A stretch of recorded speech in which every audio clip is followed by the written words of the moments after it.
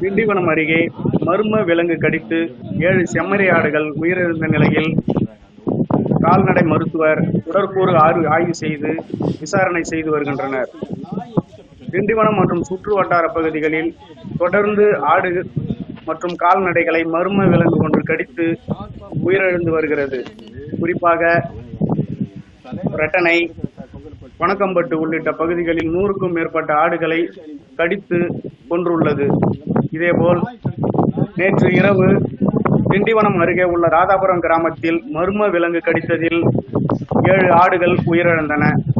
மேலும் 20க்கும் மேற்பட்ட ஆடுகளை காயப்படுத்தியுள்ளது. குறித்து தகவல் அறிந்து சம்பவ இடத்திற்கு வந்த வெள்ளிமேடுபேட்டை காவல்துறையினர், கால்நடை மருத்துவமனை, வனத்துறை உள்ளிட்டவர்களுக்கு தகவல் தெரிவித்தனர். மேலும் சம்பவ இடத்திற்கு வந்த கால்நடை மருத்துவர் உயிரிழந்த ஆடுகளை உடற்கூறு ஆய்வு செய்தனர். மேலும் வனத்துறையினர் மர்ம விலங்கின் கால்தடம் மற்றும் கடிபட்ட இடங்களை ஆய்வு செய்து தொடர்ந்து விசாரணை செய்து வருகின்றனர்.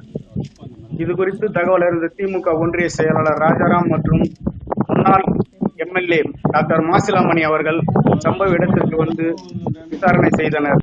மேலும் உயிரிழந்த ஆடுகளுக்கு நிவாரணம் உறுதியளித்தனர்.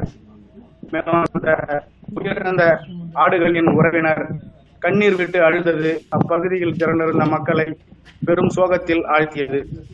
திண்டிவனம் மற்றும் சுற்று வட்டார பகுதிகளில் தொடர்ந்து மர்ம விலங்கு கடித்து கால்நடைகள் உயிரிழந்து வரும் சம்பவம் பொதுமக்களை அச்சத்தில் ஆழ்த்தியுள்ளது.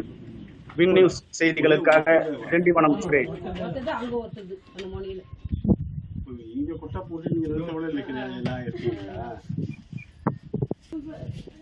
ஒரு ஆள் தான் இருக்கா?